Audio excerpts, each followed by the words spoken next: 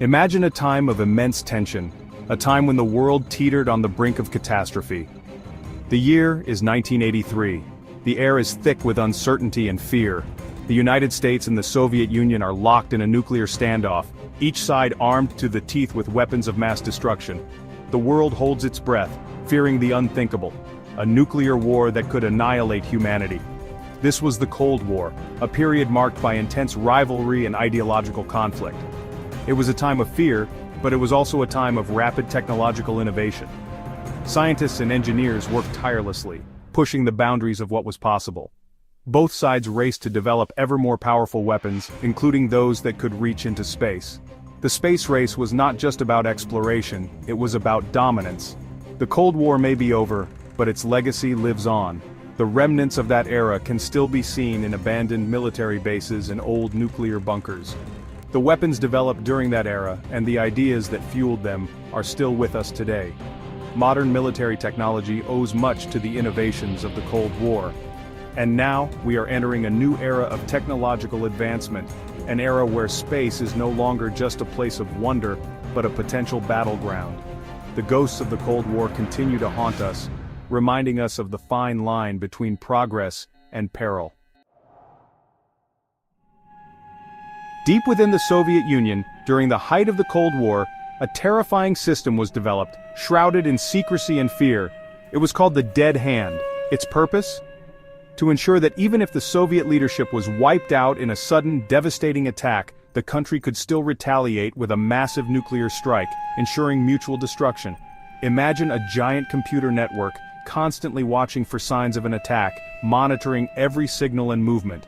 If it detected a nuclear explosion, or if it lost contact with key command centers, it would assume the worst-case scenario. The system would then spring into action, with no human intervention required. The Dead Hand would activate a series of pre-programmed missile launches, unleashing a devastating counterattack. This would send a rain of nuclear fire upon the enemy, ensuring that the aggressor would face total annihilation. This system, as chilling and apocalyptic as it sounds, was designed to be a deterrent, a final safeguard. The idea was that no one would dare attack the Soviet Union if they knew that even in death, the Soviets could strike back with unparalleled force, ensuring a grim stalemate. Fast forward to the present day. The Cold War is over, but the competition between nations has not disappeared. Instead, it has shifted to new frontiers, including space. Today, space is no longer just about exploration and scientific discovery. It is becoming increasingly militarized. Countries are developing weapons that can target satellites, jam communications, and even attack targets on Earth from orbit.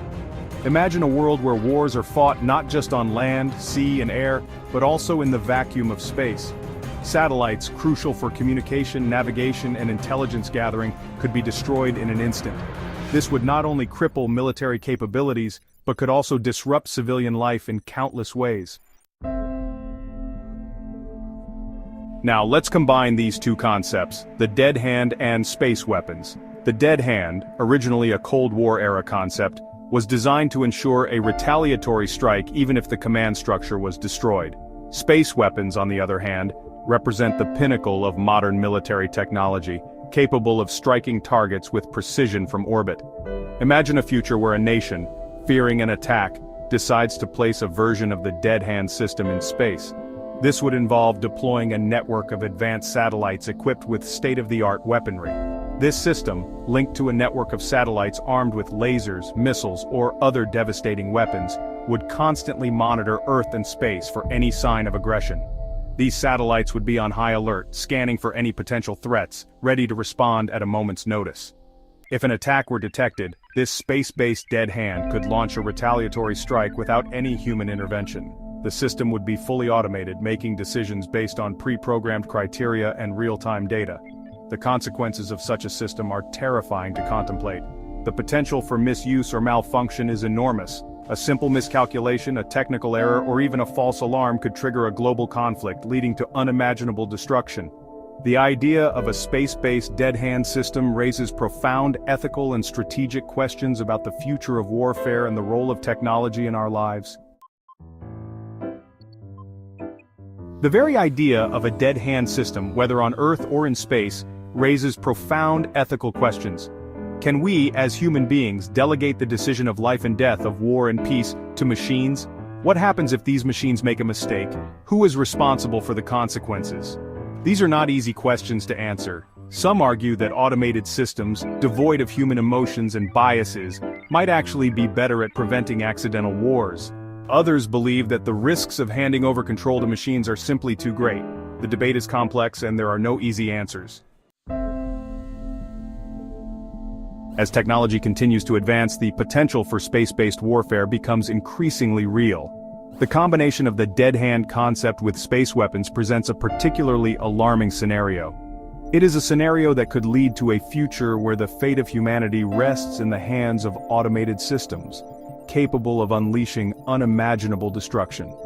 We need to establish international norms and treaties that prevent the militarization of space and the development of automated weapon systems like the dead hand. Hey there, are you enjoying this content? I've got plenty more just like it coming your way. Don't forget to hit that subscribe button and turn on the notification bell so you never miss an update. It really helps support the channel and keeps us growing.